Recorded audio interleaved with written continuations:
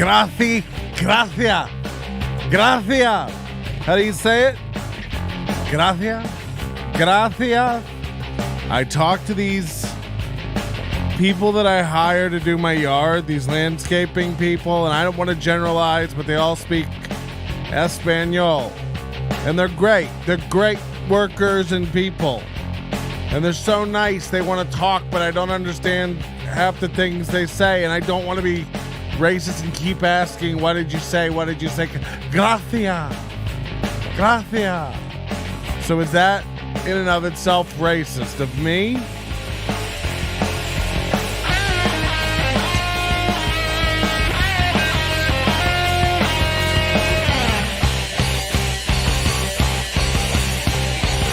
You know, at a certain point, you feel retarded. Just keep going like, what?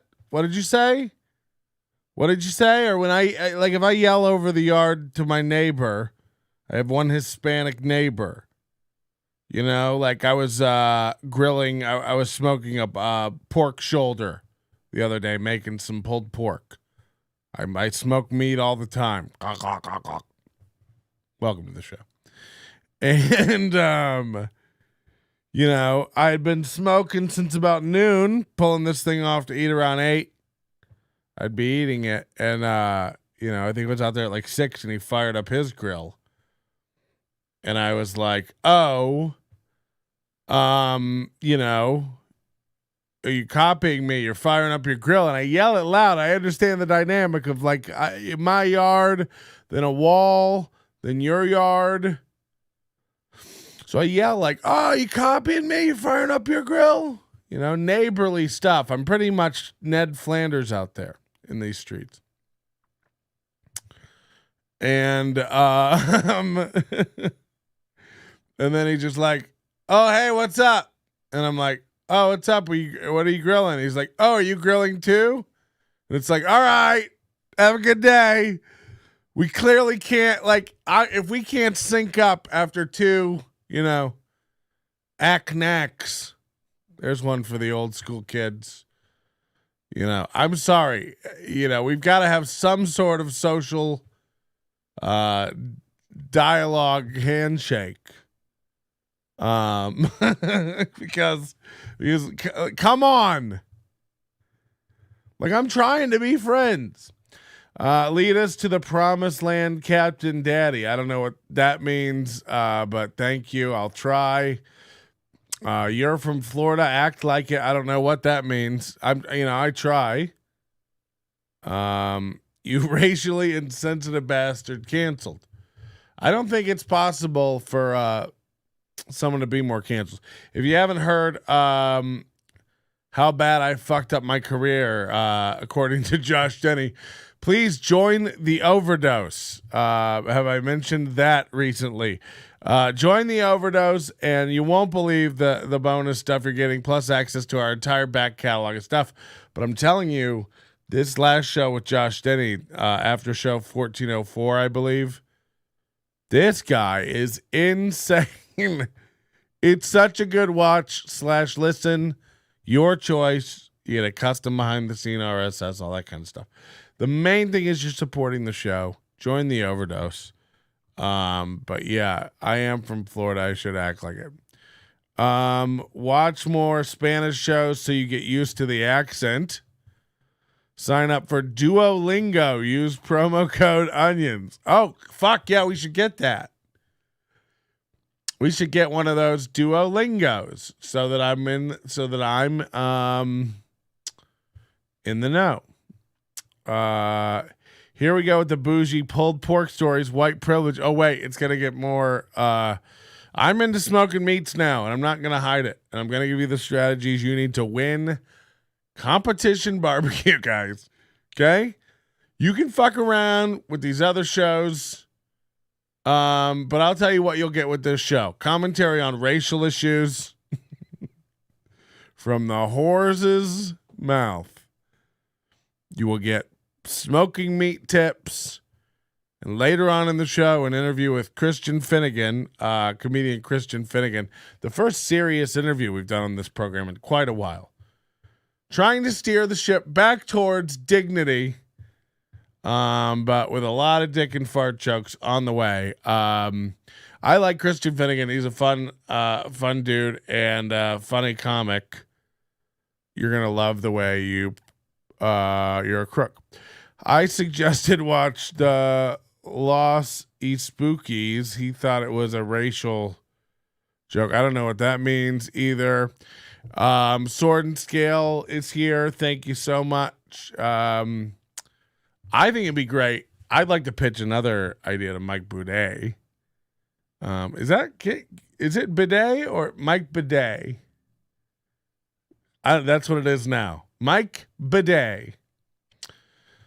Get it? 'Cause piss. What if you murdered someone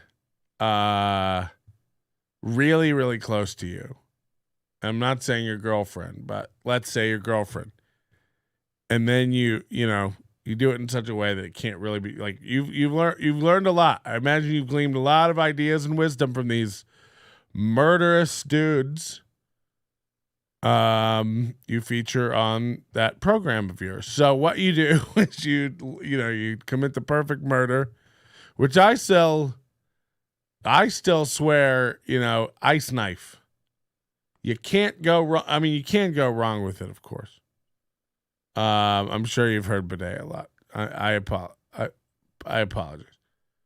Anyway, and then no one ever suspects you, and you win either way. Even if you get, you see what these people are getting for murder now. It's crazy. 4 years, 6 years. It's like, okay. When you come out the other end, though, you just pick your podcast right back up. They say you're not allowed to profit from your crimes, but you're not really profiting from your crime. You had the podcast long before.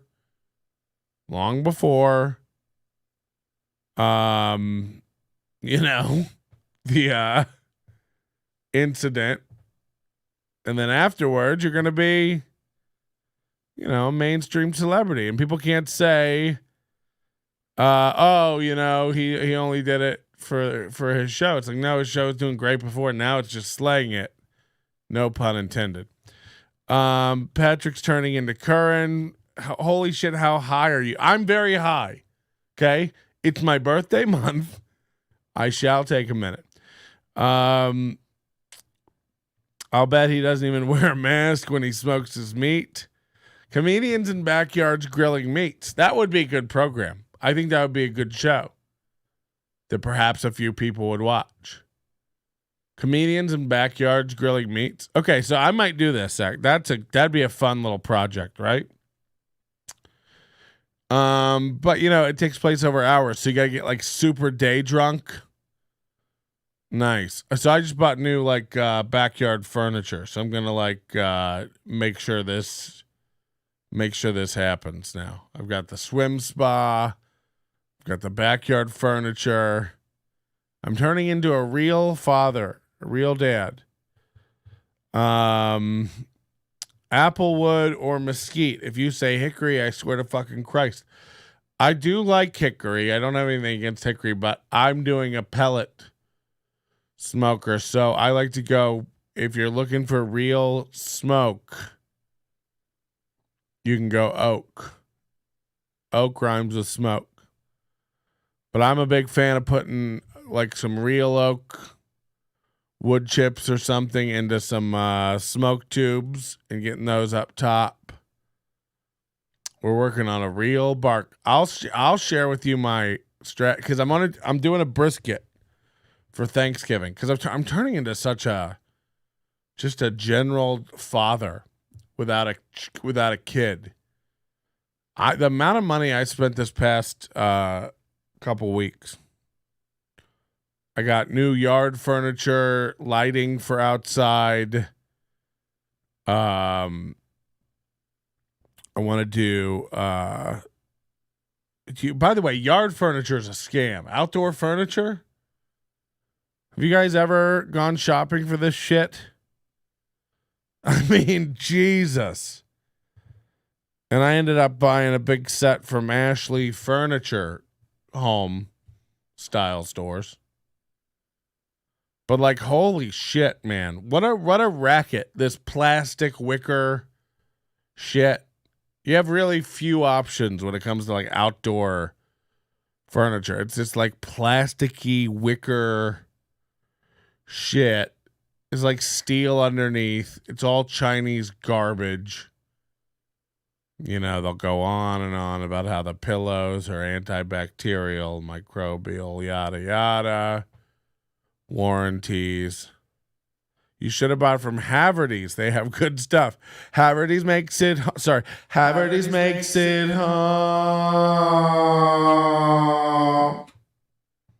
Every commercial should end with that tone. But yeah, there's a big scam with that outdoor furniture because you can go to like Big Lots or like Bed Bath and Beyond, one of those places where they can't find enough floor space for all their product offerings. Where it seems like they just keep building up on the store. They just keep adding up. And you go in there and they just have but everything is plastic garbage. All of it. The set I have now is like a wicker wooden table thing, but the wood is all plastic. It lasted 3.5 years and now it's all unraveling. So I had to go get some new stuff. And you don't want to partake in the evils of society and capitalism, but you do it. But it's a scam. I don't know how they price. I don't know how they determine what costs what. Because they'll have a set of furniture that's like a couch, 2 tables, and and 2 chairs. Like a couch, 2 tables, and 2 chairs. And it'll be like $8.99. Now it'll be a little small. I don't know what the deal is with that. It's not children's furniture. It'll just be a little small. And then they'll have like another set that's like a couch, 1 table, 2 chairs. And it'll be $23.99. And it's like, yeah, it's more substantial. It looks nicer. I think they're making miniature furniture to trick. They know Americans are getting fat. Hear me out, because this could be a real scam that I don't think people are really onto. This could be a real thing. And I'm not like, look, I hate fat people just as much as the next fat guy. Fat people hate fat people more than anybody else. We need the space. So, like, we look at fat people as enemy number 1. Like, I don't need another fat guy in this elevator taking up mass.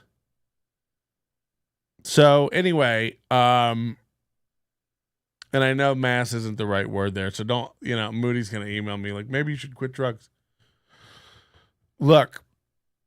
The point is, maybe these companies are making furniture that's slightly too small. That way, when fat people come in the store, it's not that it breaks. That's the thing, too.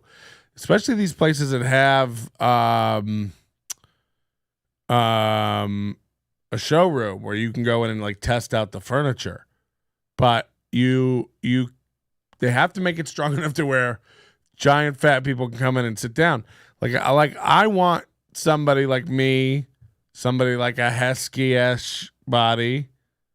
I want somebody like Kool-Aid to be able to come into the thing. Why are people saying Kool-Aid is in jail? Is this real? Is this real? Haven't heard you talk about Kool-Aid in a while. Is he alive and not incarcerated? Oh my God, come on. He just moved. In with a chick named Brianna. We're gonna have Brianna on the show. She does a podcast with another chick named MJ called the Keeping It Cordial Cam Girls. So they do a big podcast about cam girls. I don't know. And they so Kool-Aid just moved in with her, moved out from living with the pedophile or sex offender guy. So now I imagine we're going to get a lot of stories because Chris Waldeck and Kool-Aid have been wanting to tell me stories about this fucking pervert for a long time. We've been not putting it out there to kind of like, Look, I don't want to rock the boat while Kool-Aid's living in it. He lived in a boat. But now that he's not there anymore, I imagine we will be talking about that at some point. So stay tuned for that. But what I'm saying is if I have a furniture store, I want people to be able to sit in the furniture in the store, have it not break. But I imagine if you're sitting in that, again, some of those sets, it feels a little small. I don't know what they do. They do this with regular furniture too, though. If you go to like a regular furniture store, it like what it feels like to me. We'll just say this. That they're playing psychological games with fat and overweight type individuals. And look, maybe I'm doing that thing where if I get bad service at a restaurant and I'm black, I think it's because I'm black. Maybe that's the thing. But I think that everything happens that revolves around comfort and space occupied by a body that errs on the side of offending or discomforting fat people. I think it's intentional. They know what they're doing. Do you think airplanes don't understand that people are getting fatter and fatter, and yet they keep just cramming the seats more and more together? It's insane. They literally go like, okay, well, we have, 25 rows. If we can just get, what do they need for a row? 19 inches. If we can get a 3/8 of an inch, let's push all these rows 3/8 of an inch closer together. We'll cram another row in here. We're aware people are getting fatter and fatter. We sell more and more candies on our in-flight menu. Good luck pulling that out because it's wedged in between your knee and the seat in front of you. Big Irish J should write a book. We should get a bunch of fat comedians together. This should be a real project for a coffee table book. We'll get a bunch of fat comedians together. All of our tips for fat people, for traveling, events, being in public, existing on this planet Earth of ours. All the tips for fat people. I bet we could compile quite a list. He's got tips for getting airline free. He has something about where they'll basically hand you a service dog. You get on the plane, they just hand you a dog and a pack of peanuts. Seatbelt extenders? No, I'm talking about something that's not. Everybody knows that. If you're fat as fuck, you get a seatbelt extender. You must be confused. Airline seats have actually gotten more spacious in the last decade. No. You're thinking because of how much money you have that you fly first class. That's why they've gotten more spacious for you in the last decade. They are not more spacious. Maybe if you're flying international. I hate it when comedians go through their airline bit phase. Oh my God. You don't have a clue what you're talking about. Big Irish J has a story that he was going to a game. I'll let him tell it when he's on a show. If he's ever on again. We had a big falling out. Big Irish gay guy and I. Big comedians on a patio furniture eating mayo. We've got a lot of great ideas for new podcasts here, and I will be entertaining all of them. So thank you very much. Keep the ideas coming in. Wings underwater. I'd love to do that podcast where it's just basically me in my swim spa. I have to eat wings underwater. I have to swallow, but I have to not drown. It's a real challenge. I'm into it. If you're watching, please hit the like button, won't you? While you're watching this, give us a like. I'll tell you what happened. Big Irish J and I don't know. He's a little butthurt. He hung up on me. I don't know why I keep dealing with these emotional people. First of all, I get it. He's 50. He's used to calling people. I don't call people. Talking to people on the phone is for like normal people. You know what I mean? Like talking on the phone is crazy. Let's text. But it turns out he had a good reason for calling, and I understand it. He was doing a long drive in the middle of the night. You wanted to stay awake. You want to talk, catch up. It's a good time. Catch up with your friends, see what's going on. Now, I had made the mistake of telling Jay that I had some dirt on a comedian here in Vegas. Now this is very true. I do. But I will say this. I am friends with this comedian. I like this comedian, and I don't want to just throw this dirt out about this comedian. I am partial. I am not 100% fair when it comes to revealing this stuff. And yeah, I'm sitting on this one.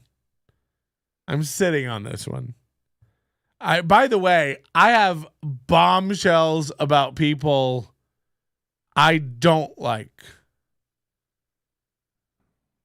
I'll just say that. I'm not out to just ruin folk.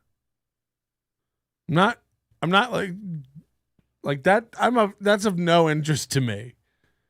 But I pocket it, and when it's time, if it needs to come out, it comes out. Now, look, I like this guy. I don't want to say, and look, he didn't technically do anything crazy or wrong.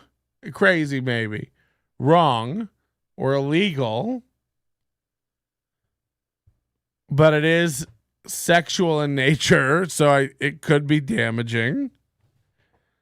And I don't want to say it. And I shouldn't have told Jay that I found this shit out. And now Jay wants to know. And I told him I wouldn't text it, and I wouldn't, that maybe I'll tell him in person one day. Well, now I don't want to. I just want it to go away. Like, don't worry about it. By the way, I found out some stuff about Ty from a club I was working at recently. Another side note, I did Brad Garrett's featured and did 25 minutes over there on my birthday evening. Was so fun and great. They're closing that room downstairs, Brad Garrett's Comedy Club, and they're moving up into a different room on the main floor of the comedian. So I was glad to get to do a long set in there in that old room because, that's been kind of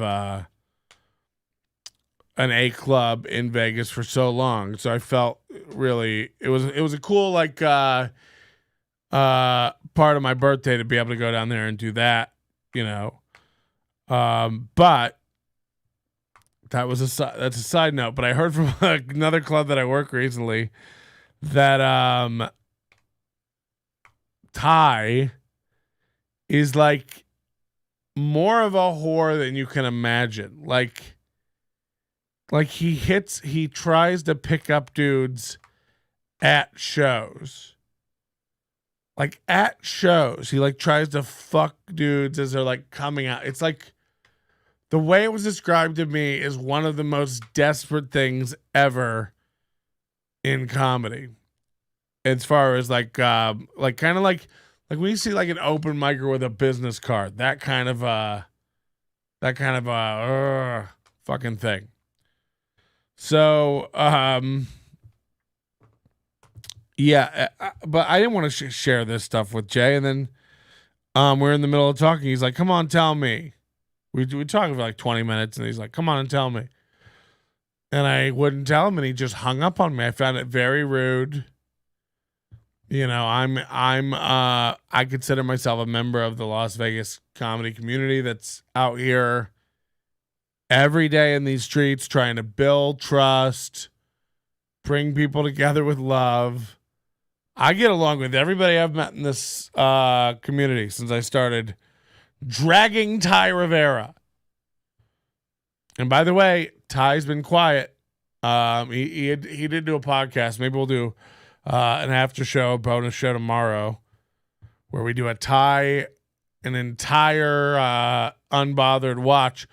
But let me tell you something. We are in a dangerous, dangerous moon cycle of Thai moods.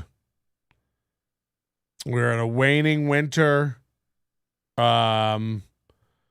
He is in a relationship, it seems like. He's driving back and forth to Reno. I think this is 6 to 8 hours. To fuck this guy. And posting cutesy little things about it. Now, we all know how this goes. Ty will get tired of him. Ty will do something like cheat on this guy or something. Or we'll have a big blow up, and then we're going to get manic Ty. When this comes crashing down, and let's time it right. We're going to get through the holidays, I imagine. January, February is what I'm estimating when this all falls apart. We're going to see some crazy manic Ty. Ty Rivera recently had another falling out. I think the 5th one this year with a show he was promoting. That Delilah chick was running. Had a big falling out with her. Now he's promoting another open mic, which he's running at some place called Ocha. Fucking insane. I predict that open mic will be out of circulation in a month. He'll shit on the venue. He'll shit on the open micers. He'll shit on the people involved. This guy can't keep anything going. It doesn't matter. Get some dirt on Big J and blackmail him. No, it was just very, I found it very unprofessional and hurtful to me. I was trying to be courteous. Look, I like Big Irish J. If I got some dirt on him, I wouldn't be on here spouting it. And stuff like that. So that feels, if I'm telling you it's a friend and it's somebody I like, it's probably somebody you like, we probably don't need to know. It's not a thing we need to know. Let's not worry about it. Let's all just keep harvesting our roses. Okay? I know I am.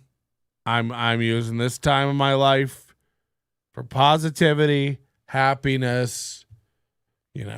I bought a deep freezer. I have a freezer in my garage. This is how I know it's over for me. I'm domesticated. I'm digging in roots. The minute you get a freezer in your garage, it's over. The minute you have a garage and you're freezered up. You know what I bought? I bought a freezer for my garage and a heater for my backyard. So that's where I'm at. I'm in the autumn of my life. I'm deep freezing all my medications. And I've got a heater for the backyard because I'm a little chilly. No, but I get one of those propane heaters that you can wheel around, the big honking 48,000 BTU propane heaters like they have at resorts and stuff. Because you gotta, what I figured out very quickly, I love having the swim spa. You can go in that thing, keep it 100 degrees. It's great. Keep it 90 degrees. It's great in the winter, in the fall. The minute you get out, ice cold. So I got to have a heater now to heat the space. It's turned into a whole thing. Designing an outdoor space to live in. And I didn't want to be a dad. But now here I am with a dog, a deep freezer in my garage, what appears to be a rollable heater. What did you just say about AIDS? Come on. Did you catch AIDS from Ty? What the fuck? Oh, God. Next thing you know, you'll be wearing Carhartt. I wear Carhartt. I've worn Carhartt for years. What? Who doesn't wear Carhartt? Everybody from Yeezy to Taylor Swift wears Carhartt. Does the HOA allow outdoor heaters? I don't know. That's a good question. Let's get him on the phone. What if I was the only podcast that had my HOA on standby? Huh? Huh? No, but I don't know. I it's my first time having like a big house where I can have like family. You know, I'm like having Thanksgiving at my house.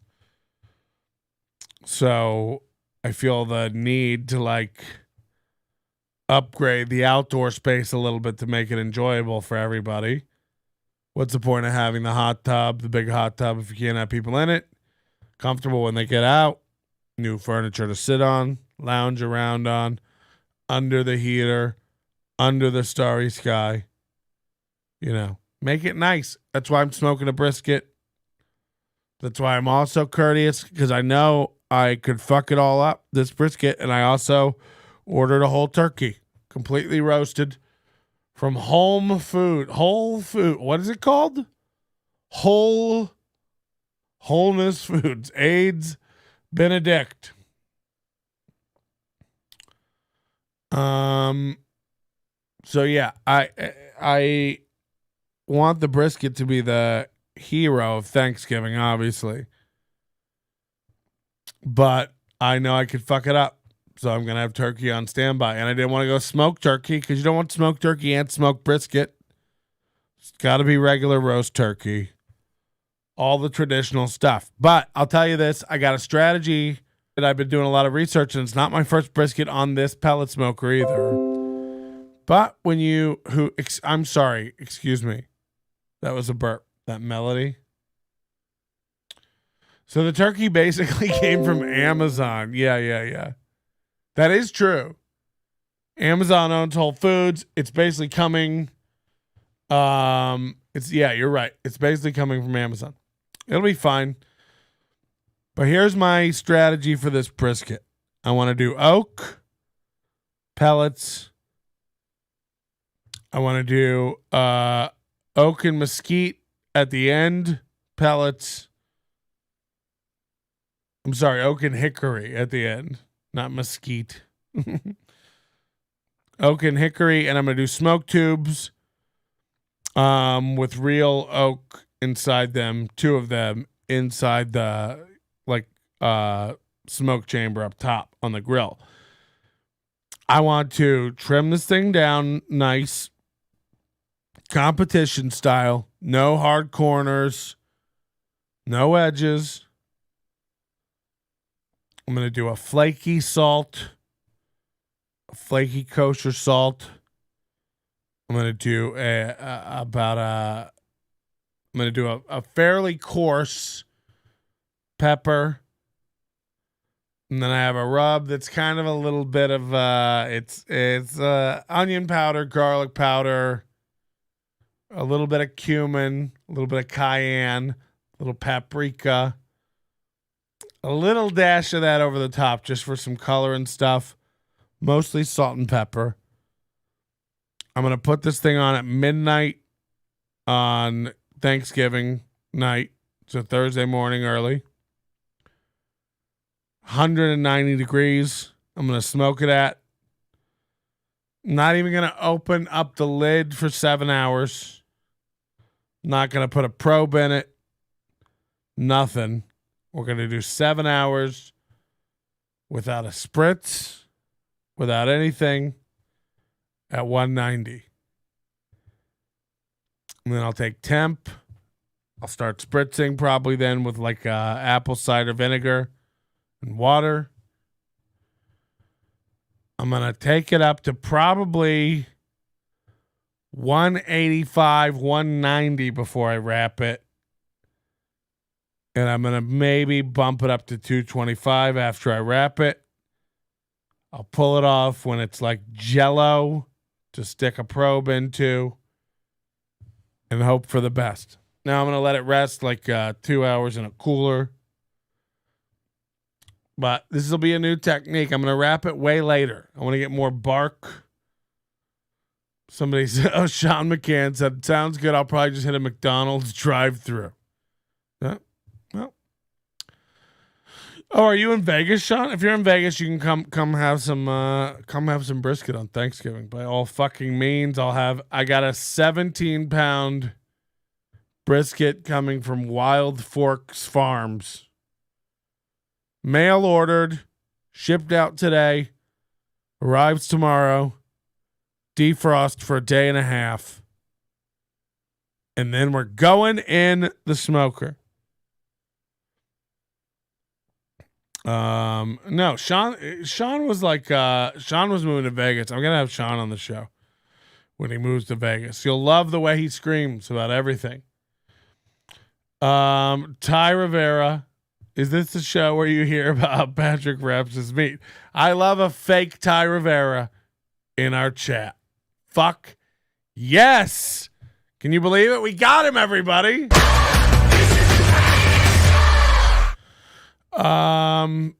There you go. December 1st. All right. Yeah.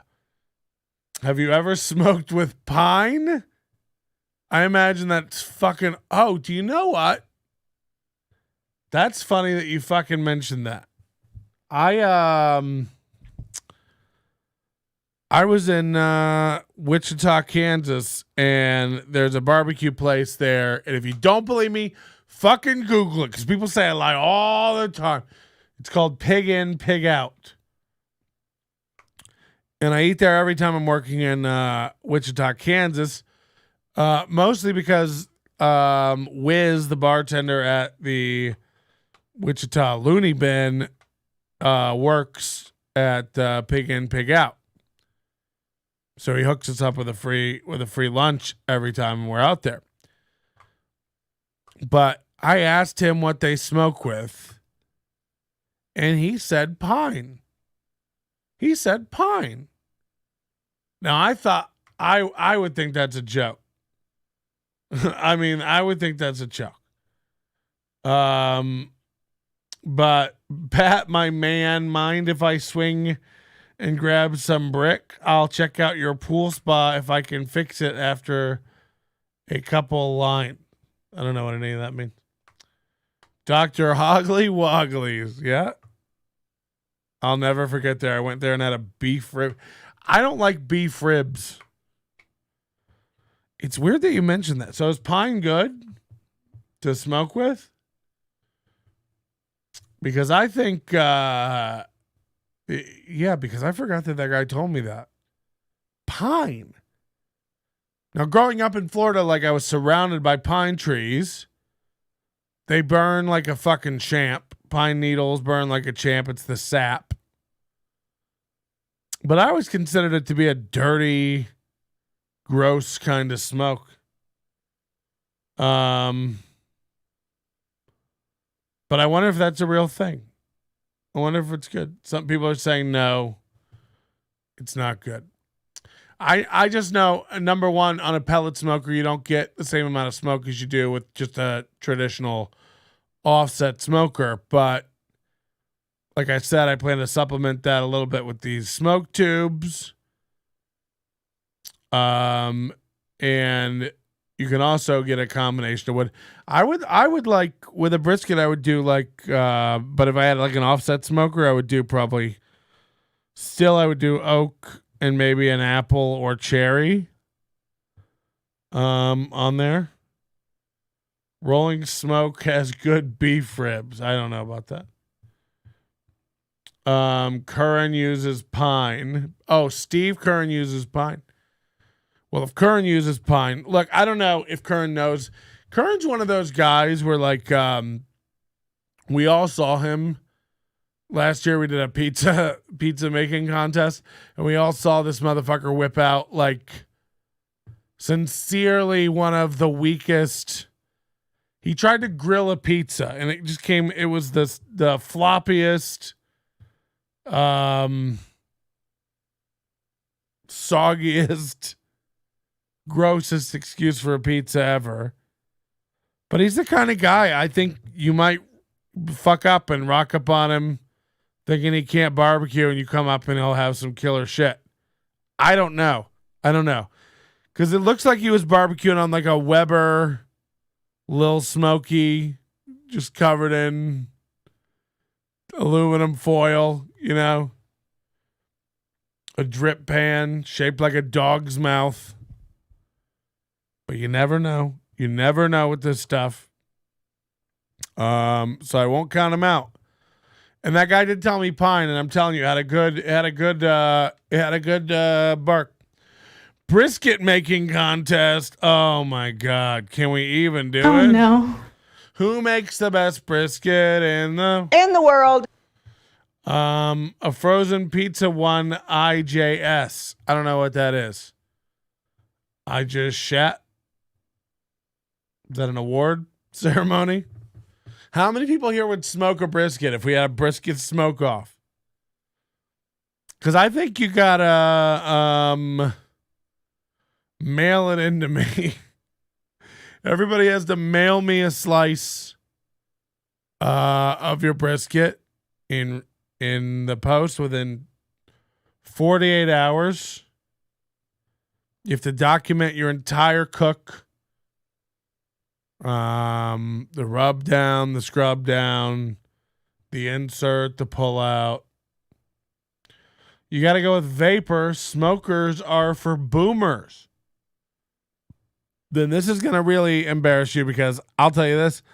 I don't even know what a vapor is. Can you vape meats?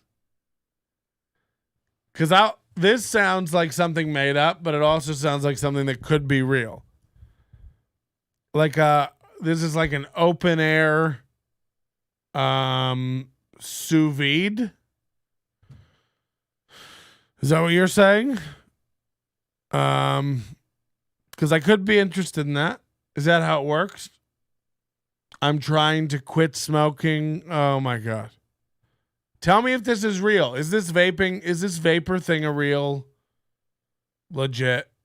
Because I feel like I fucked up. I was watching another one of these thoughts of mine is I want to buy like one of these mini campers, these mini RVs.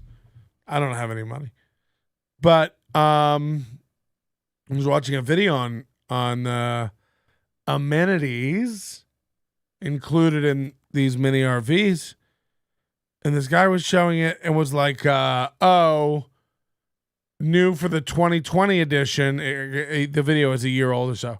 New for the 2020 edition of our mini RV, a smart Blu-ray player with apps, and it's like, okay, thanks for that membership, man. We got one. Suckers. Thanks so much. Regardless, okay, so it's not a real thing. You're just fucking with me. I don't like that kind of stuff. Don't do it again. And Mike Bidet, you might know this. You're a rich man. Where can you, and I challenge you this. I wish I hadn't. I wish I hadn't, and that this was a story I was making up. I spent over probably 2 hours today looking for beach towels. All I want are giant, fluffy, white or striped or, I'm not picky even, just solid color or striped. Big spa towels like they have in the cabanas when you go to the hotels with the fancy pools. Big towels, big ones that you can lay out on the beach and two people can lay on. When I was a kid, everyone had one of these towels. Everyone had 9 of these towels. Find one. I dare you. I implore you. Send me a link. Patrick@nobodylikesonions.com. Find a beach towel that exists in the world today. And don't send me a link to one that's 35 inches, 36 inches by 70, 74 inches. That's not what I'm talking about.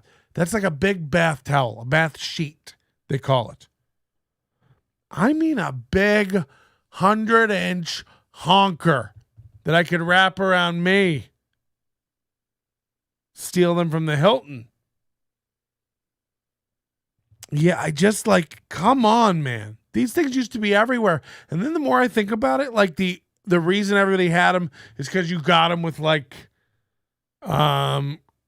Joe Camel dollars and stuff. Everybody had them like they were promotional items. You bought them in the gift shop at the water park. You bought them at Disney World. You bought them that time you went to Daytona with the family.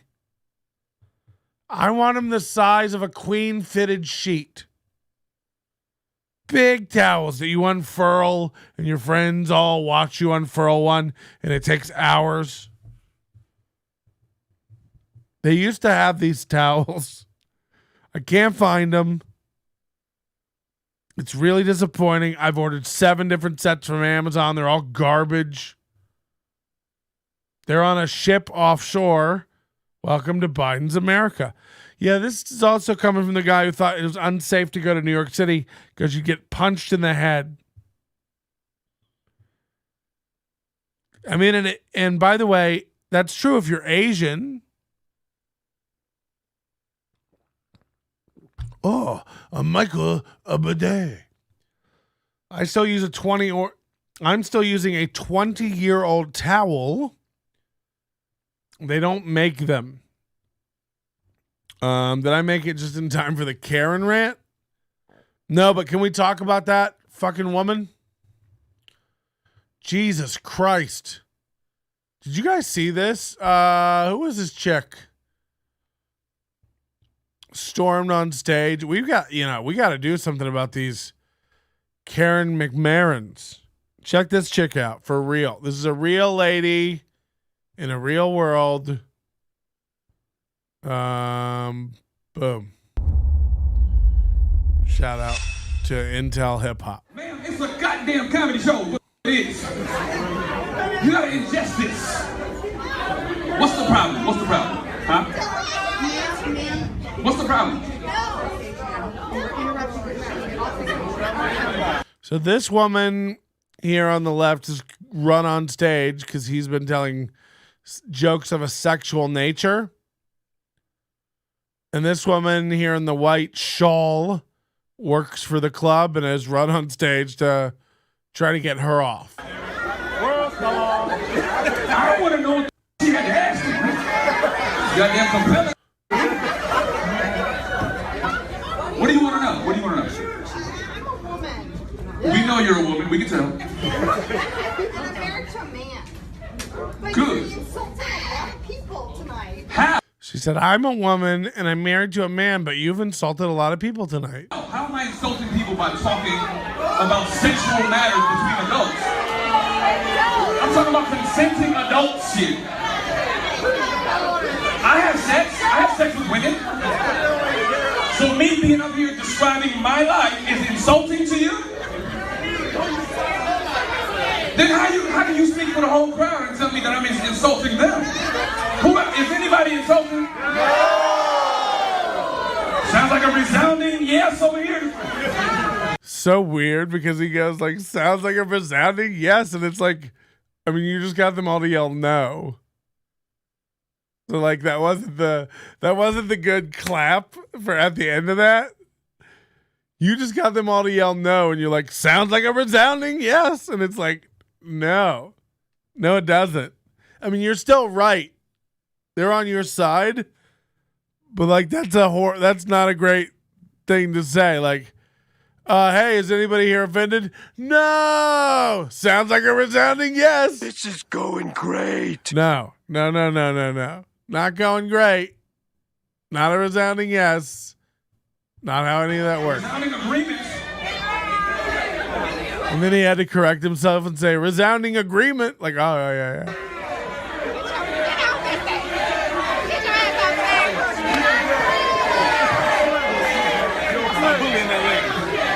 Hi, Karen. See, white people be thinking they can do whatever they want. I love this reaction to this is funny, and you see it a lot. You see this one a lot. When people go on Karen videos, and it's one of my favorite genres of videos on YouTube.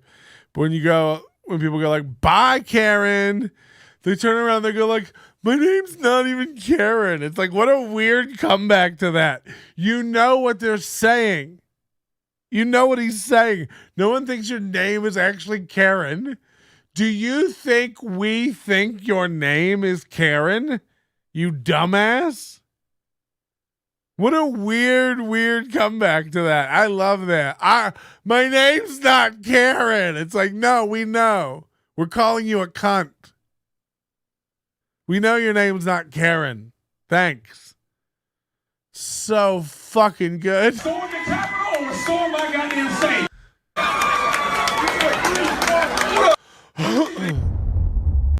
These people like walk up on stage. You're walking up on stage now? You guys are out of your goddamn mind. You're out of your goddamn mind with this shit. It's out of control. How does no one understand that we're building a world full of the softest fucking people who can take nothing? They can take nothing. Imagine sitting in any performance and disagreeing with the performance enough that you think you can walk on stage and stop it on behalf of hundreds of people. It's so fucking narcissistic and insane that I can't even, like, I can't figure out what it would take to get my brain to behave that way. That's where I'm caught up. That's where I'm tripped up a little bit. I can't even figure out how I would make my brain do something like that. It doesn't make sense. I caught myself in a little bit of undeserved racism the other day. Now look, not going to be one of these people who tells you I'm not racist. We're all a little bit racist, right? But I told you I go to the Ashley furniture store, Ashley Home Furnishings. I buy this thousands of dollars outdoor seating set. I don't have a way to get this thing home. It's I have to pick it up from their warehouse and I have to bring it home. Now, because I can't do delivery before Thanksgiving, and I wanted to get it. Now, I can go rent a truck. I can go rent a U-Haul. I've done this kind of thing before plenty of times. It's annoying. It's time-consuming. So I go and I find this app called Dolly. Dolly. Hello, Dolly. Now, I go on this app. You create an account. You say, I need something picked up from this store. I need it delivered here to this house. And it gives you a price. It tells you to select what type of vehicle you need, like what will it fit in. I'm like, a pickup truck will be great, you know, if you stack it up. So I get assigned a driver. This driver looks like the guys you hire on Fiverr in Nigeria to hold up funny signs for $5. Like, he looks like a guy that could just as easily been asking for 50 cents a day to feed his children. Now, that in and of itself is not a quality judgment. I'm telling you what he looked like. He looked like he was straight from Africa recently. The name of this driver was Goodluck N. Oh no. Goodluck N.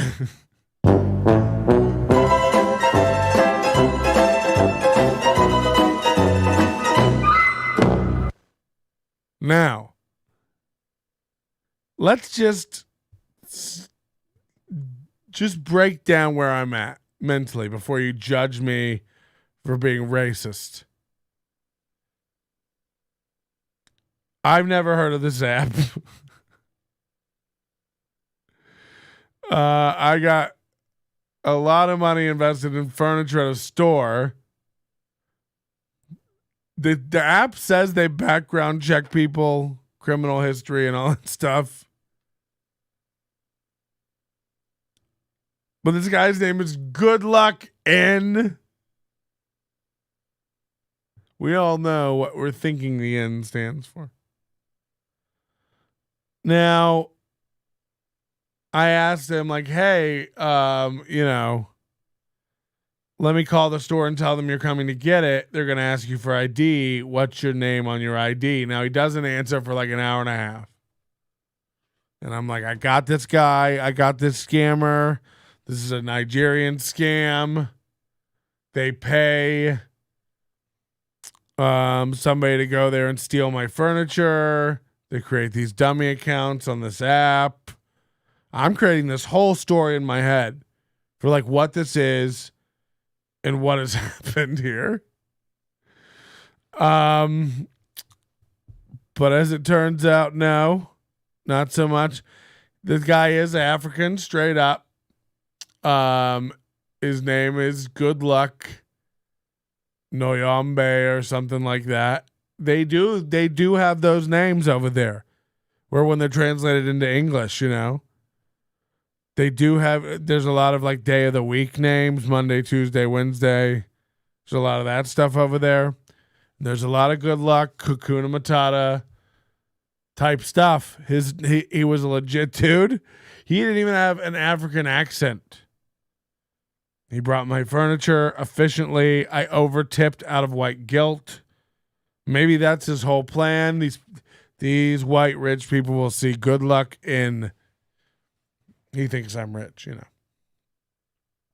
I was like, fuck. Now, their president's name is Goodluck. How is that a common name in Nigeria? Anyone born there is unlucky. Yeah, but maybe that's it. When you're born there, they go, good luck. And not, that's not true. There are parts of Africa that are very nice, I'm sure. It's just the other 98% uninhabitable. For the most part. For the Mopar? President, Your Majesty Jr. Yeah. Fuck yeah. Everybody gets it now, don't you? President, Your Majesty, a junior. What about this Waukesha? Is that how you say it? This Waukesha murder? The Waukesha police identify the driver. They hate this because he's black. They knew who this guy was yesterday. I saw on the news yesterday on Fox News, they were reporting this dude's name and that he was black. And then it took all day today for and even still now they don't want to say like a race of the dude. Police identify the driver. They even this afternoon they were saying like the person who did this, they wouldn't say male, female. And they hate it because they let this dude out of jail a couple of weeks ago for a bail that was way too low, inappropriately low, said the district attorney in Milwaukee. This guy was like a spousal abuser or some shit. And I don't even know the details. I haven't watched the whole thing unfold. He drove through a bunch of people. 5 people are dead. 48 are injured. And I want to know, because yesterday it was like 20 are injured. So I want to know what these injuries include. Because if it's like my wrist, Waukesha. No, it's Waukesha. No, it's whoa. What's up? Where's the one with the Rittenhouse? Westhaven. I get it mixed up because there's so many incidents in Wisconsin right now. It's popping off. Person of interest. We found him wiping blood off his bumper. Yeah, this guy wasn't. I'm just telling you, this guy wasn't like. They knew who this dude was yesterday, but they don't like it. They really don't. I do find it crazy. Like they don't like it whenever any perpetrator is black now. They bury the story. Like that high school shooter in Texas a few weeks back, a couple months ago. Just buried it. Like, it's a black kid. He shot a bunch of white people. It's like, yeah, but a pregnant woman, a teacher, Nah, we can't really. Waukesha. I think you're all toys and myth. Waukesha. It's the girl who works the Whataburger drive-thru. So yeah, I don't know about that, but I do know they hate it when it's a black person. They would much rather love it to be a Rittenhouse-esque kind of guy. Person of interest. I love that. And these women called the Dancing Grannies. I got to try to find some video of the Dancing Grannies. Okay. I did an interview with Christian Finnegan earlier today. Let's play that for you guys real quick. And then when we come back, I'll try to find some Dancing Grannies. And because some of these Dancing Grannies died. Who knew that the Dancing Grannies would be the ones hit in the tragic accident of Waukesha, Wisconsin? Oh, that's a good one in the chat room from CF, former Thai fan. 20 people can no longer Waukesha. Fuck yeah. Got him. We'll be right back after these messages. Last week, I was listening to a podcast about Jeffrey Dahmer, and after an hour, my main takeaway was, seems like a lot of work. Doesn't agree with my lifestyle. I have gained and lost and gained weight my entire adult life. And if there's one thing I have learned is you do not spend good money on fat clothing, right? Yes. My summer 2020 wardrobe is primarily Costco based. Many of you may be unaware that you can purchase clothing at Costco. Oh, you can. Some of you are wondering, Christian, is that shirt from Costco? You're damn right it is. You're damn right it is. History being made. Very first comedy special filmed in a shirt purchased at Costco. Mark it down. Mark it down. Fun year, 2020. What do you say? Fun time. All right, everybody. Big treat on the show. Haven't done one of these interviews since the pandemic actually begun, because I don't like having people. Here's a little secret about me, everybody. I don't like having conversations with people over the phone. Even if that's the new virtual phone that we're all becoming familiar with, which is the computer. But I'm a fan of this guy. A buddy of mine in Florida is starting an awesome show series in Boca Raton, Florida. And I thought we'll have him on because he's actually done something interesting to talk about, ladies and gentlemen, Mr. Christian Finnegan. Hi, Christian. Oh my gosh, Patrick, thank you so much for having me. I like how pretty much my whole intro to you is just shitting on other people, going like, this guy's good enough to have on. Yeah, I'm kind of curious to see if things will go back. I mean, because obviously an in-person interview is always better than Skype or Zoom or whatever. Right. But I kind of feel like I always love when I'm watching the news and they'll be interviewing some senator or congressman, and they're just talking through their crappy laptop mic, like they don't even have a USB mic. It's like, is this the world now? Right. It's like a step backwards. Well, we were I was joking about it before we started because it took us a couple minutes to get set up here and rolling and stuff. But and people still don't have it down. They don't understand the lighting. They don't understand, where to place a mic. They don't understand foreground, background, like how to not have your kid or your baby climbing a shelf. I hope you're not offended that I did not break out the ring light for this. Look, I'm gonna let it slide today. I appreciate that. We can add it in post. Now we have a lot of technology. But no, so Christian has a new special that you can stream it anywhere streaming is available called Show Your Work. I've watched this. It's for people who don't know, it's not just a stand-up special, and you haven't had a stand-up special in quite a few years now. I had the last one I think was 2014, and then I had an album that came out in 2019, and then this is the first special since that last one. Yeah, 2015. I don't know. It's all a blur. What I like about it is a glimpse of for people who don't know, you and your wife run QED. It's a space in Astoria for storytelling, performances, comedy, all kinds of stuff. Or was before the pandemic, at least. And so I think it's a cool view into that kind of world, like what happens not only when a comedian's career screeches to a halt because of a global pandemic, but also you're forced with this whole other dynamic of being a small business owner, your wife, and now what the hell do you do? Because I can't imagine rent in New York City is cheap.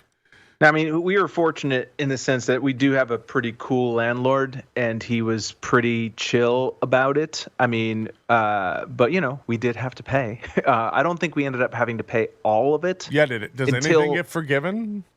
Well, at the time, he allowed us to basically pay half rent during the pandemic until my wife was able to get a grant. She got some of that Save Our Stages money.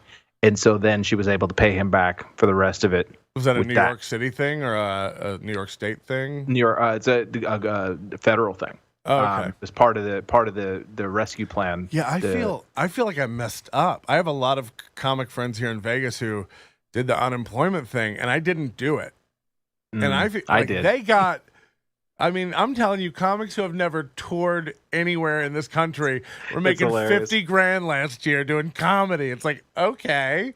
And I you did. Still have friends getting this $600 a week or something on some program. God, I really missed out. All I had to do was do some paperwork. But I'm that. I mean, it's a lot of paperwork, though. I mean, it's and thank God, Cambry, my wife, she's super.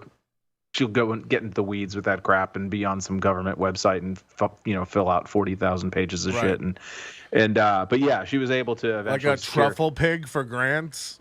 Yeah, pretty much. Yeah, she'll find it if it's in the stack. She somehow found her way into getting a free electric bike. What? Just because technically during the pandemic we were selling off at the beginning of the pandemic. We were selling off all the beer and stuff because it doesn't last, and so we were doing deliveries around Astoria. If you wanted because Astoria, Queens was the epicenter of the epicenter when it first started in 2020. It was this is really where it was worse, and so people literally weren't leaving their apartments for a few months, and so we would drive around and just deliver them cases of beer and crap like that. And somehow my wife managed to finagle. There was some, I think, Specialized, the bike company, was, had given away 1,000 free electric bikes, and I think she's ridden it twice, but she managed to dig that up. Let me ask you this before we talk about the special a little bit, and I hope this isn't too personal. But coming from a fat guy who's a formerly fatter guy, you pulled. I remember watching your. When did you shoot your half-hour special? The Comedy Central Presents? Yeah. That would have probably been 2004. So I started comedy October 2003.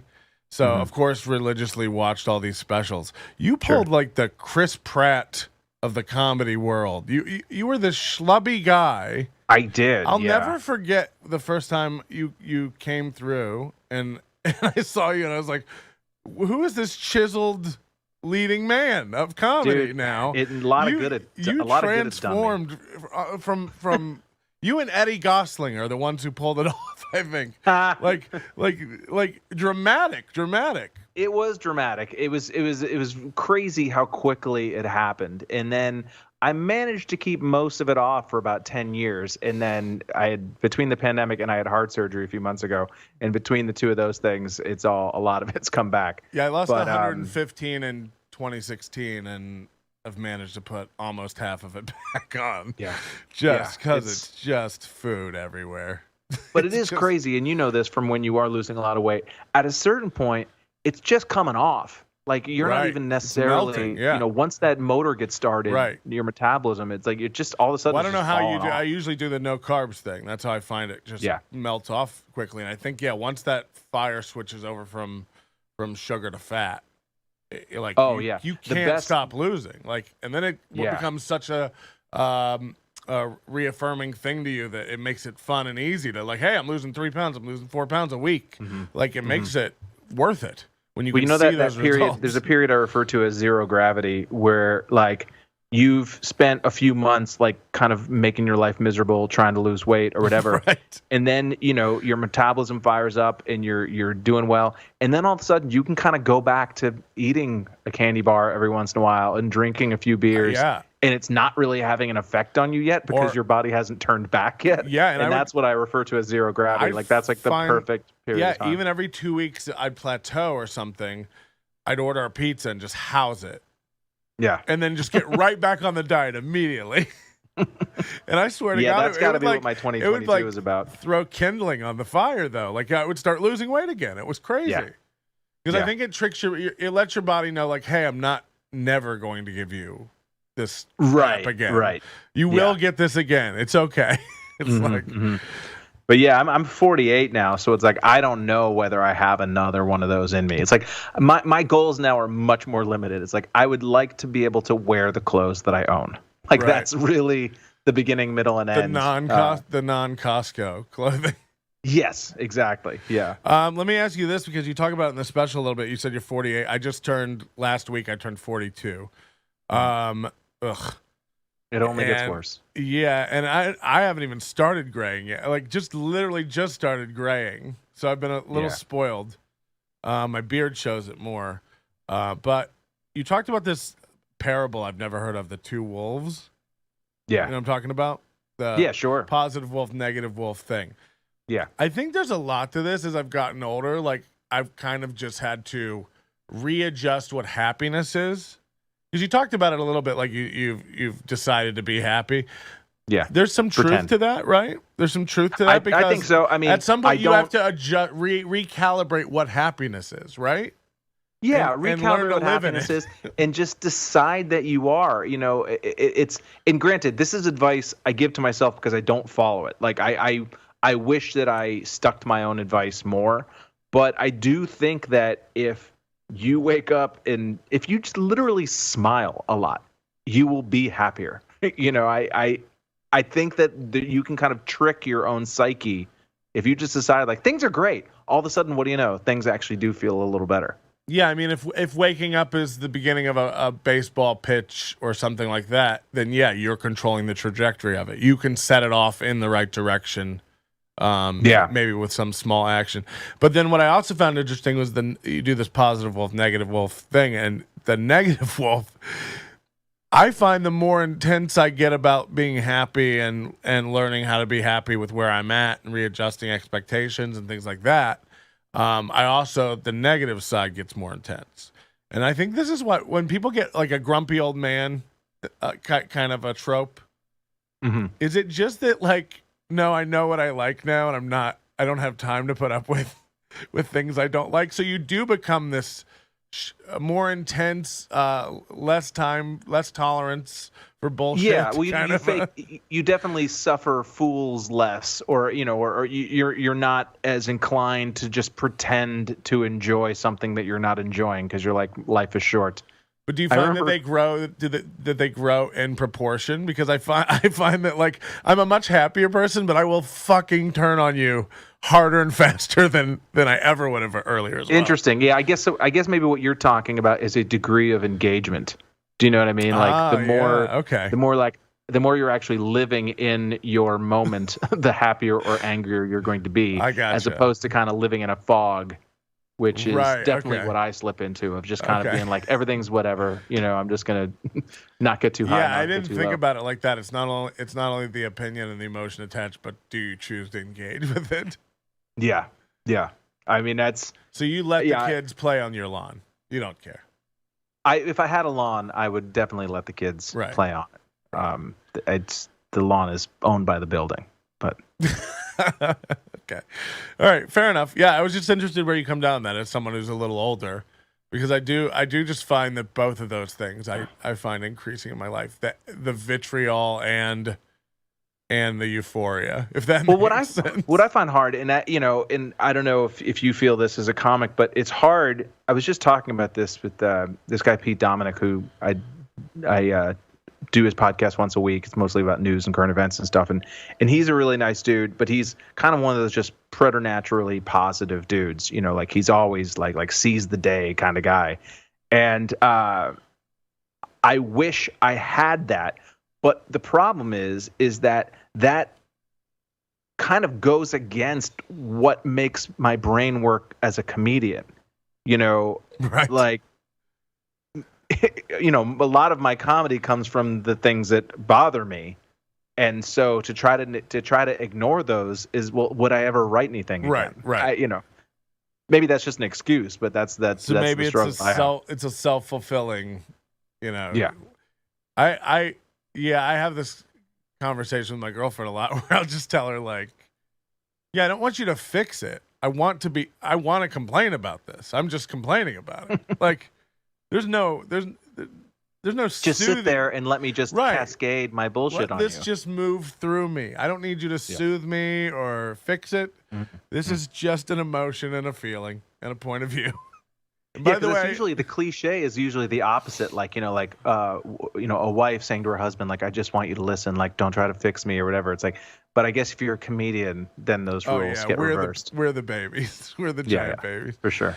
What was it like making this in the middle of Comedy Dynamics did this? I imagine you reach out to people, or were you trying to do it yourself? Or we did it. I did it myself. I honestly, really? Okay. It is what I've learned about myself over my years on this earth is that if I don't have if I don't have a deadline, then I won't do anything. Right. I really won't. And I had to give myself something to look forward to during the pandemic, and for a while, as you can see in the special, for people who haven't seen it, it's like 80% stand up and about 20% a doc, like you were saying. And we were doing shows in the backyard right when people were able to finally sort of come out of their shells again, like in the summer of 2020. What were the regulations like? I think everything had to be 6 feet apart.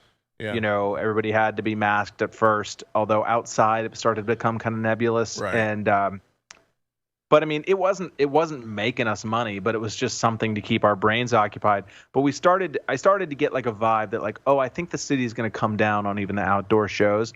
And I thought to myself, I had an hour that was just kind of starting to take shape before the pandemic happened. Right. And I thought, fuck it. I have friends who are really good at this. My friend Victor Vernato, who directed, in my opinion, the best looking comedy special of all time. Does he still do comedy? Occasionally. Because he was for people who don't know, he was a very funny comic back in the day. He's very funny. Yeah, he's very funny. Now he's doing a lot of educational stuff that super benefit. If you're a comic or in the art space, he does a lot of educational stuff now. Yeah, and he's just a great filmmaker and a really creative dude. And he and my friend Steve Rosenthal had directed this special a few years ago that I was part of called Tell Your Friends. And in my opinion, it's the best looking special I've ever seen. Right. And so I said like, hey, would you be interested in doing this with me? And so I just sort of fronted all the money myself, and we shot it. And then we decided, hey, why don't we shoot some doc stuff and see if there's any there.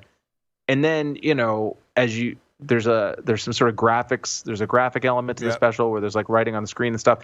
And so it ended up taking a lot longer than we had intended. I was kind of hoping that it was going to be out by the end of 2020. Right. Well, it came out in October of 2021. Right. But then we shopped it around, and we ended up going with Comedy Dynamics, and so they were able to, kind of take the ball from there. Yeah, it's cool. It looks great. It's tough people think it's easy to make these backyard kind of places look good on camera, but it's hard. It takes a lot to make something shabby chic. I just tried to hang up these Edison bulbs on this pergola in my backyard, mm-hmm. and it looks like a tornado came through and like did it. And by the way, I'm sitting there trying to convince myself like it's supposed to look haphazard and random, but it's like, no, there is a method to that, to getting it to look.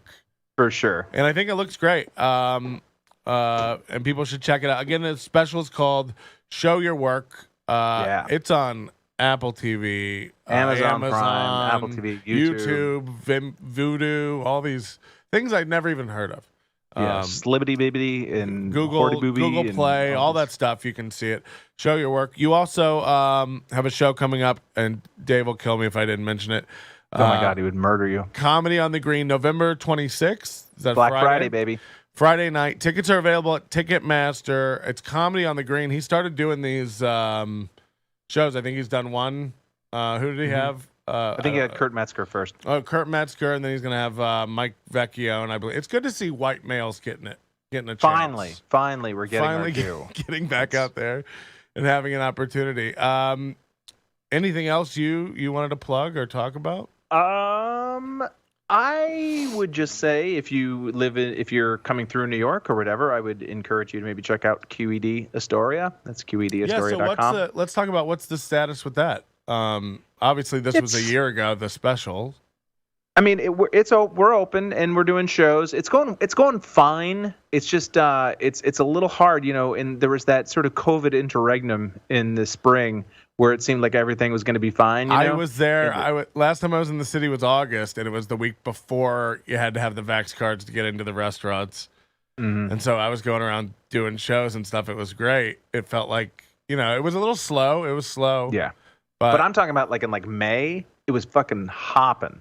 All the shows were packed because it was kind of this just like, we're out, we're finally that's like when Delta hit. When I booked everything and everybody was like, yeah, come back, man. They're great. Everything is great here. And then I get there in August and it's like, it was, first of all, it was swampy and gross. It was right after all those hurricanes came through. And and I was just like, get me back to the 100-degree Vegas weather where it's at least dry. Yeah, I mean, so it's fine. Like the weekends are fine, but like the it's hard. I think my wife actually brought it up. It's like if you're working from home now, the idea of like showering and putting on pants to go to a Wednesday night comedy show is just not. Yeah, appealing. I've been opening shows for a month saying like, thank you guys for coming here. The fact that you put on shirts and pants and then didn't immediately go time for bed, and made it out of the house is a monumental.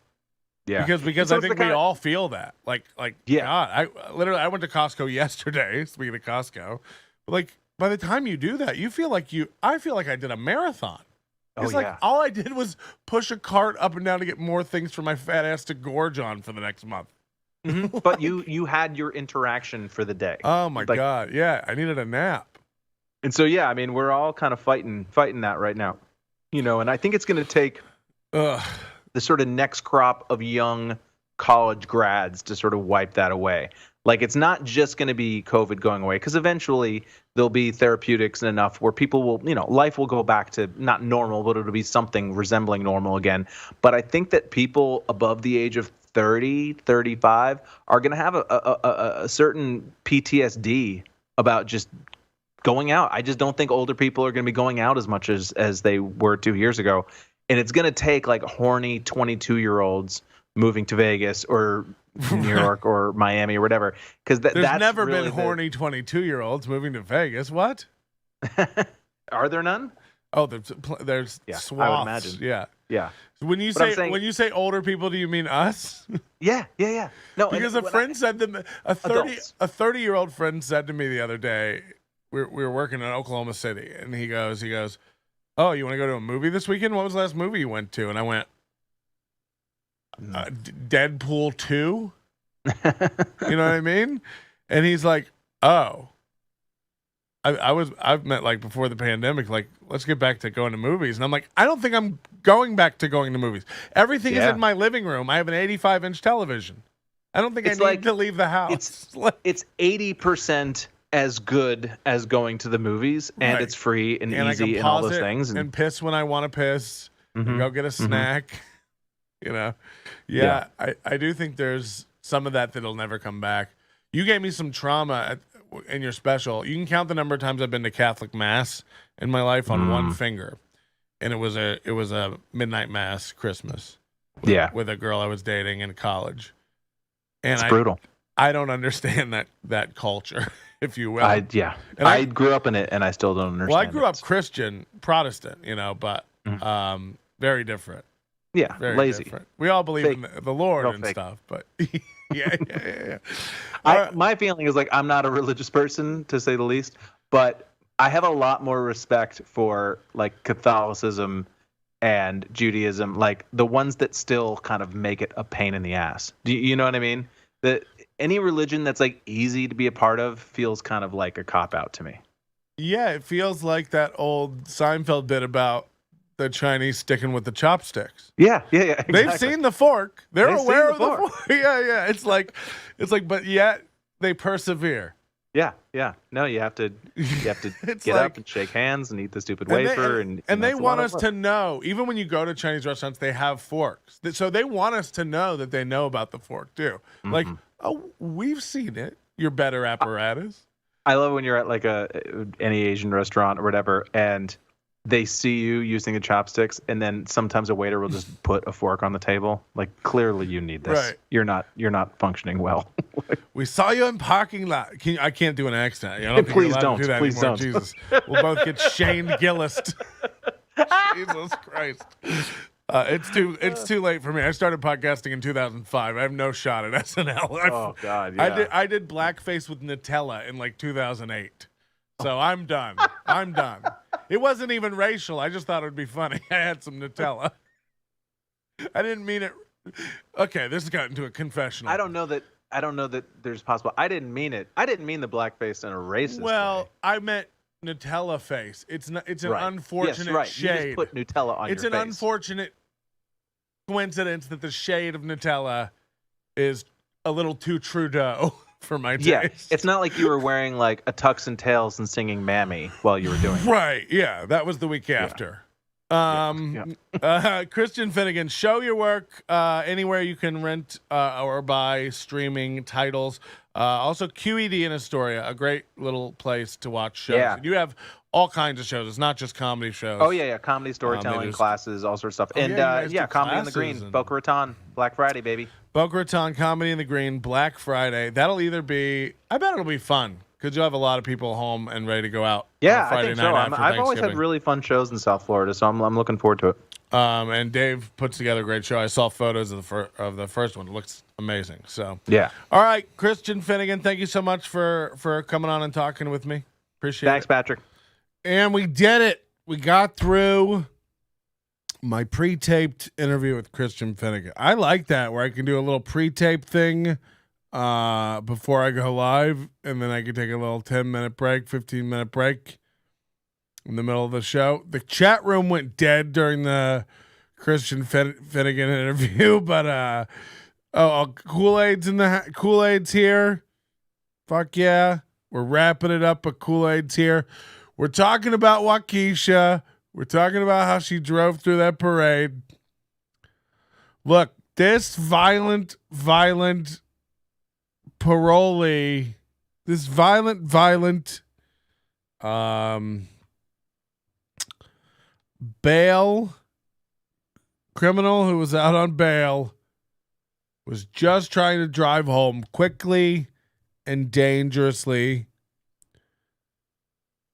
down a street when this racist white supremacist parade jumped in front of his car, killing the Dancing Grannies. And I was able to find the tape of it. You're a good interviewer. No shit. There's a video from August of 2021 called the Dancing Grannies. Keep up the tradition of moving and grooving all summer long. I've never seen the Dancing Grannies. They're very much dead now because of Darnell Brooks or whatever his name was. Holy shit. Let's watch it together. The Dancing Nancies. No, that's Dave Matthews Brand. Our next story highlights an enthusiastic dance group that's been entertaining crowds along parade routes and at other events. Parade routes. In the world. The only requirement for membership is to be a grandmother. If it's one thing these women have in common, it's for sure rhythm. And just like the song, They're not even dancing. They have pom-poms and bucket hats. Truly, I think, love each other, too. We're like sisters. Meet the Milwaukee Dancing. You're definitely stuck together now, ladies. Just take those old records on the shelf. Don't let the title fool you. They can move, groove, and maybe... I mean, they can't move out of the way. Just ask Lee Owen. Can you keep up, Lee? Can you keep up with the group? Oh, you bet I can. Yeah. I'm encouraging them. Come on, come on. An award-winning dance troupe. How many matching hats do these ladies have, huh? July and St. Patrick's Day, showing off what these senior citizens can do. Janice Kramer says the support from the crowds gets them going. Who doesn't like to hear wolf whistles at this age? Who doesn't like to see some ladies start a parade alive and end it dead? Cheering you on. When we would do like past the veterans, you know, and we do our kicks and, you know, do some kind of sexy hip thing. This is the youngest granny in the group. It's amazing. They're even well known outside of Milwaukee County. Are they? Little kids spotting them from a distance. And another time, a bunch of us had gone up to Door County, and we were at some historic place, and there were some kids there waiting for a bus.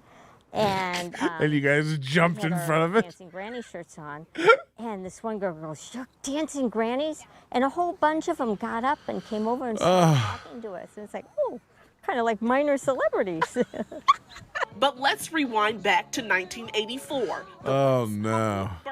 And it was a jazzercise group, and the women wanted a little more, so somehow they got into this. And the first parade that was ever done was South Shore Frolic. Things have changed over the years. New women coming and others retiring. Some refusing to come. 1 and 2 and 3 and 4. Some too old to come. A choreographer. 7 and 8. Jenny Swanson. 10 and 11.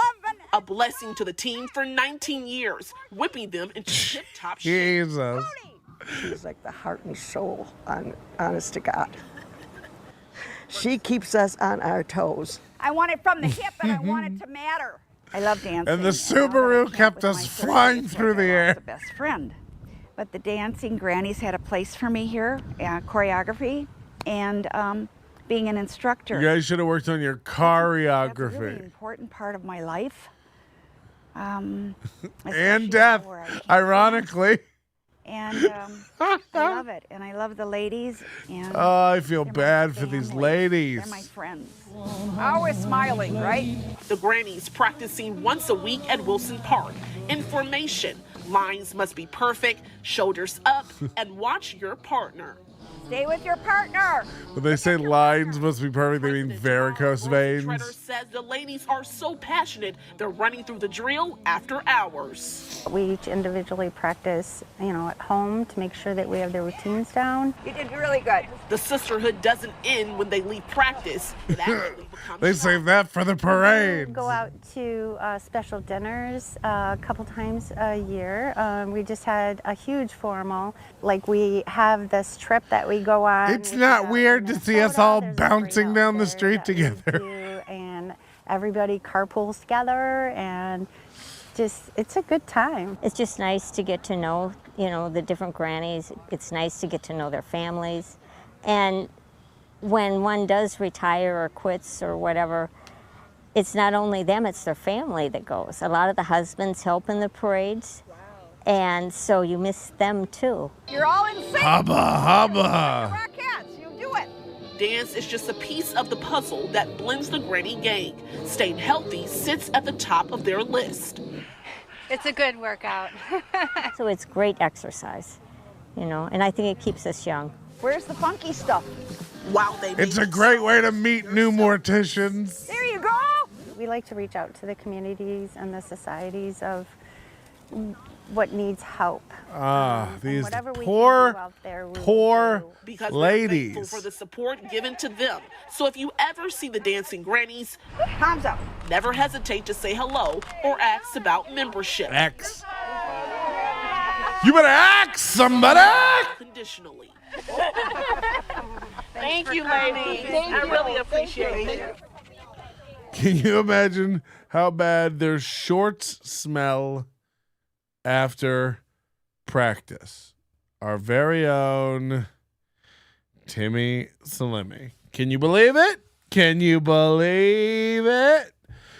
Join the overdose. NobodyLikesOnions.com/overdose. $13 a month. Support the show. It's not about it being cheap. It's not about what you get, although you do get plenty of access to bonus stuff. It's about keeping the show going, supporting me, keeping the lights on. Patio furniture is not cheap, and I tipped Goodluck N very well. Very, very well. Goodluck N. That's his name. This man's name is Goodluck N. It sounds like, made up. So I'm not a racist. I'm glad we put that to bed tonight. We didn't get time to tell you about my sleep paralysis pillow dream, but I don't even know how to really tell it. So maybe that'll wait for tomorrow night. We're going to do a show tomorrow night, bonus show for that ass, because we got the holidays coming up. We'll be smoking a brisket, eating a biscuit, swimming in a pool, relaxing, and running from rioters. The handicap parking must be insane for practice. Probably. Also, new stuff in the store. Forgot to mention this. Oh, thank you for the $5. That's very, very nice. New stuff in the store. We got zip-up hoodies. We got hoodies. We got new two-tone caps with wool. They will keep you super warm. Overdose members, of course, save 15% on all apparel. NobodyLikesOnions.com/store. Follow our Instagram and our Twitter, NLO on Twitter, and NL Onions on Instagram. We'll be doing some big discounts and giveaways this week for Black Friday stuff as well. So if you want to buy some merch, don't forget to check that out on Black Friday. We'll do a bonus show tomorrow night. Look forward for that. I'll post about it on all the socials. There's a couple hours tonight we gave you people. Just a fun little something to let you know I haven't forgotten about you. Even with a broken wrist, even with a surly attitude and a malnutritioned dog and a wife that I'm convinced is fucking all the neighbors and, also interfering with my stock and ownership in the larger Rick's franchise, Rick's Worldwide. But we'll figure it out. Somebody said tomorrow night. Yeah, right. There will be a show tomorrow night. Probably later, probably around 10 p.m. Look forward to that. Chef is in town. Chef's in town for a week, but I'm so busy I haven't even gotten over to see him. He's staying at the Aria. He wants to play poker. He wanted to play poker tonight. It's 10 o'clock. There's no fucking way. Maybe we'll get out and play some poker. Big Irish J, I will be waiting for your apology. Goodluck N. Thank you very much. We'll see you tomorrow night. And if you're listening online, that's a good place to listen to this show, because that's where we do it.